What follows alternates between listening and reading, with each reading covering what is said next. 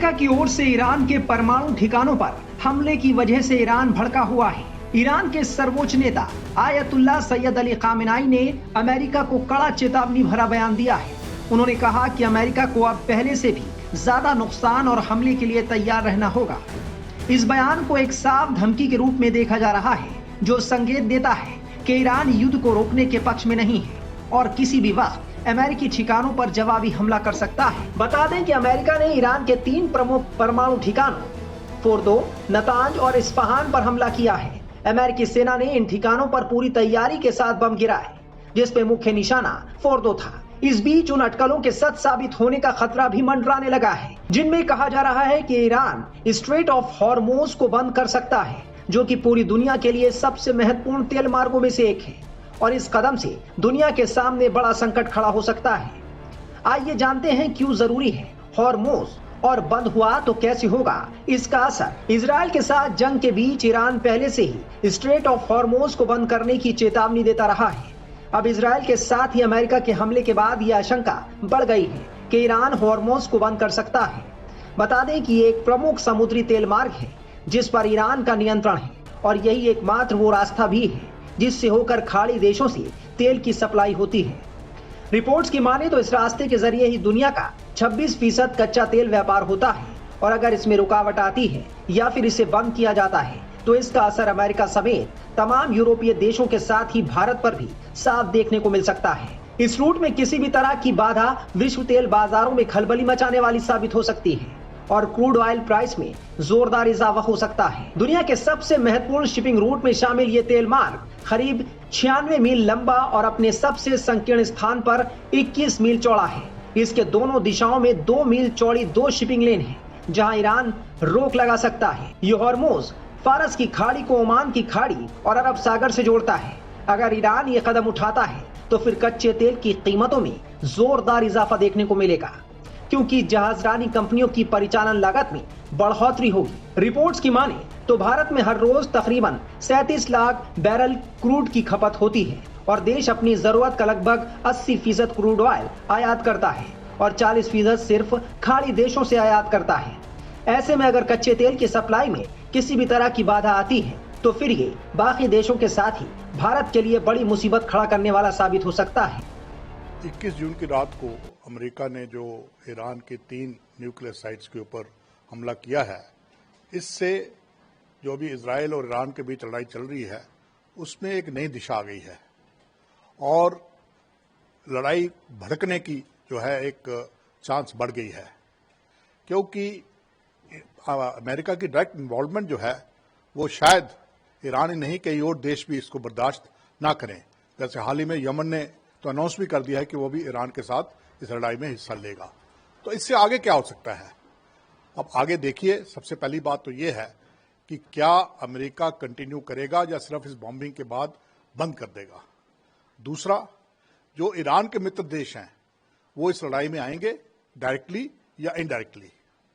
तीसरा, ये लड़ाई और कितना लंबी देर तक चलती है। चौथा, अमेरिका के जो ठिकाने हैं, मिलिट्री ठिकाने हैं मिडल ईस्ट और यूरोप में, उनके ऊपर इसका क्या असर पड़ेगा। ये सारे सवालात हैं जिनका जवाब आपको धीरे धीरे मिलना शुरू होगा, क्योंकि ईरान ने तो साफ कह दिया है कि हम रिटेलिएट करेंगे, हम इसका जवाब देंगे। सबसे बड़ा नुकसान जो होने वाला है मुझे लगता है वो है ग्लोबल कम्युनिटी को, क्योंकि इससे एक तो अस्थिरता जो है वो बढ़ेगी और दूसरा जो तेल की कीमतें हैं वो आसमान छूने वाली हैं।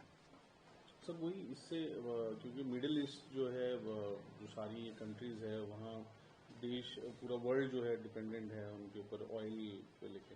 तो अगर ये वॉर बढ़ता है और भी कंट्रीज इसमें ज्वाइन करती है तो कितना पूरा ग्लोबल एक प्रॉब्लम हो जाएगा। देखिए, जैसे मैंने कहा, तेल की कीमतें बढ़ने वाली हैं और अगर खुदा न खास्ता स्ट्रेट ऑफ हॉर्मुज किसी कारणवश ईरान बंद कर देता है तो फिर तो ये कठिनाई बहुत ही ज्यादा बढ़ने वाली है। इसलिए पूरी दुनिया की नजरें इसी बात के ऊपर हैं कि लड़ाई जो है वो स्ट्रेट ऑफ हॉर्मुज की तरफ ना जाए और ईरान उसको बंद ना करे। तो ये एक बड़ी बड़ी मुसीबत बढ़ने वाली है पूरी दुनिया के लिए, खासकर उन देशों के लिए जैसे भारत जैसे देश है जो कि अपना ऑयल इंपोर्ट करते हैं। सर वहीं ट्रंप ने जो बोला है एक तरफ तो उन्होंने कहा है कि अब पीस होना चाहिए, लेकिन दूसरी तरफ उन्होंने कहा है कि और भी टारगेट्स है जिसको यूएस टारगेट कर सकता है। अभी तो हमने 3 ही दिए। यही तो मैं कह रहा हूं ना कि अमेरिका की नीति स्पष्ट नहीं है। प्रेसिडेंट ट्रंप ने पहले कहा कि हमें इस लड़ाई के साथ लेना देना नहीं है, उसके बाद उन्होंने कहा कि हम इसराइल का साथ देंगे, अब उन्होंने डायरेक्ट इंटरवेंशन कर दी है। तो अमेरिका और खासकर प्रेसिडेंट ट्रंप की जो पोजीशन है वो क्लियर नहीं है। और कल रात को जो अटैक हुए हैं उसके अंदर अमेरिका के अंदर एक डिवीजन हो गई है, डेमोक्रेटिक्स और रिपब्लिकन के बीच में, रिपब्लिकन्स के बीच के अंदर, रिपब्लिकन पार्टी के बीच में 2 गुट बन गए हैं, एक गुट जो चाहता था, दूसरा जो नहीं चाहता है। तो इस तरह से अमेरिकन पॉलिटिक्स के अंदर भी और अमेरिका की जो पॉलिसी है उसके ऊपर भी क्वेश्चन मार्क है। वहीं अमेरिका की ओर से ईरान के परमाणु ठिकानों पर हमलों के बाद इजरायली प्रधानमंत्री नेतन्याहू का बयान भी सामने आया है। इस कार्रवाई के बाद इजरायली प्रधानमंत्री बेंजामिन नेतन्याहू ने अमेरिका का शुक्रिया अदा किया। नेतन्याहू ने कहा कि अमेरिका वास्तव में बेजोड़ है, इसने वो किया है जो धरती पर कोई दूसरा देश नहीं कर सकता। इतिहास दर्ज करेगा कि राष्ट्रपति ट्रंप ने दुनिया के सबसे खतरनाक शासन, दुनिया के सबसे खतरनाक हथियारों को नकारने के लिए काम किया। वो तो कहेंगे ही, क्योंकि उनका तो स्टेटेड एम ही इस लड़ाई का यही है कि ईरान की न्यूक्लियर फैसिलिटीज को तबाह करना है। तो उनकी तरफ से तो ये कहा जाए, जो शाबाश दी गई है अमेरिका को, वो दुरुस्त है। लेकिन ईरान ने जो कहा है वो भी चौंकाने वाली बात है।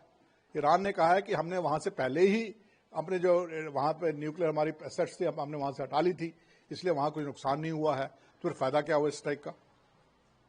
सर, वही यूएन सेक्रेटरी जनरल भी काफी चिंतित है। उन्होंने कहा है कि डी-एस्केलेशन होना चाहिए।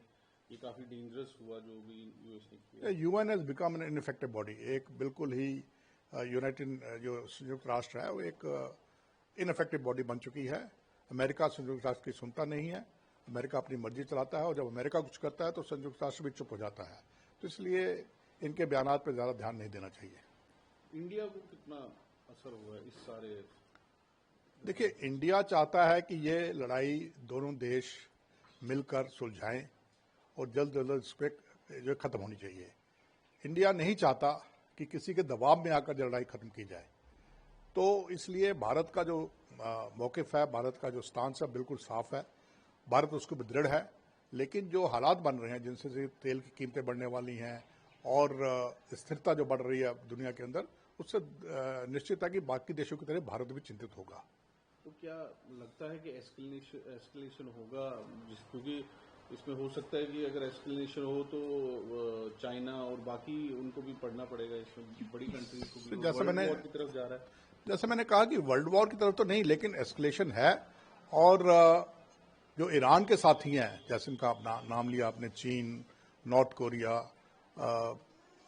रशिया, अगर ये देश क्या लड़ाई में डायरेक्ट शामिल होंगे, ये सवाल अभी इतना जल्दी आप जवाब नहीं दे सकते, क्योंकि उनके भी अपने इंटरेस्ट हैं। लेकिन लड़ाई बढ़ रही है, इसका दायरा बढ़ रहा है और अगर डायरेक्ट नहीं तो इनडायरेक्ट सपोर्ट जो है ईरान के लिए काफी बढ़ेगी। अमेरिका की ओर से 3 परमाणु ठिकानों पर हमलों के बाद ईरान ने पहला बयान जारी किया है। ईरान का कहना है कि उसकी न्यूक्लियर साइट्स को कोई नुकसान नहीं हुआ है और वो पूरी तरह सुरक्षित है। देखिए, यूनाइटेड स्टेट्स ऑफ अमेरिका के द्वारा एक बहुत ही बड़ी मिलिट्री कार्रवाई की गई है और ये अमेरिका के स्ट्रेटजिक बॉम्बर्स के द्वारा ईरान के 3 न्यूक्लियर साइट्स फोर्दो, नतांज और इस्फहान पर एक बड़ा हमला किया गया है। और इस बात की प्रबल संभावना दिखाई दे रही थी कि यूनाइटेड स्टेट्स ऑफ अमेरिका ऐसी किसी सीधी मिलिट्री कार्रवाई में उतर सकता है, क्योंकि चाहे वो आज का यूनाइटेड स्टेट्स ऑफ अमेरिका का ट्रंप प्रशासन हो या पिछले अन्य अमेरिकी प्रशासन रहे हों, सभी ने इस बात की संकल्पबद्धता लगातार व्यक्त की थी कि वो ईरान को न्यूक्लियर वेपन्स एक्वायर नहीं करने देंगे। और इजराइल तो ईरान के न्यूक्लियर वेपन्स को अपने लिए एक एग्जिस्टेंशियल थ्रेट के तौर पर देखता है।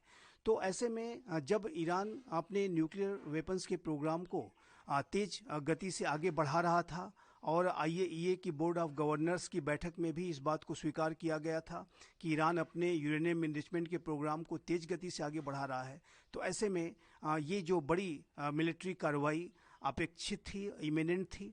और ये जो एक्शन इजराइल ने लिया और उसके बाद अब अमेरिका जिस तरह से सीधे इस पूरे युद्ध में उतर गया है, वो जाहिर है कि एक मेजर एस्केलेशन है और ये एक बड़ी मिलिट्री कार्रवाई अमेरिका ने की है।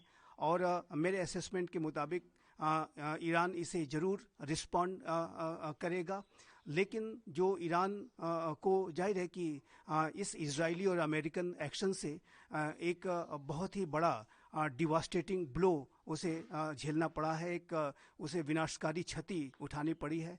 और ईरान के जो डीप अंडरग्राउंड जो न्यूक्लियर फैसिलिटीज़ हैं वो इस हमले में बड़े तरीके से उसको क्षति पहुंची है, स्पष्ट है। और वो जो विशेष रूप से जो फोर्डो का जो सबसे महत्वपूर्ण न्यूक्लियर साइट थी, वो ऐसी रिपोर्ट्स हैं कि वो तबाह हुई है। और अन्य जो न्यूक्लियर साइट्स चाहे वो नतांज हो चाहे इस्फहान हो, उसको भी अमेरिका ने विनाशकारी क्षति उस पर पहुंचाई है। फिलहाल पूरी दुनिया की नजर अब इस बात पर टिकी है कि अमेरिका की ओर से ईरान के परमाणु ठिकानों पर हमले के बाद अब वो क्या करेगा।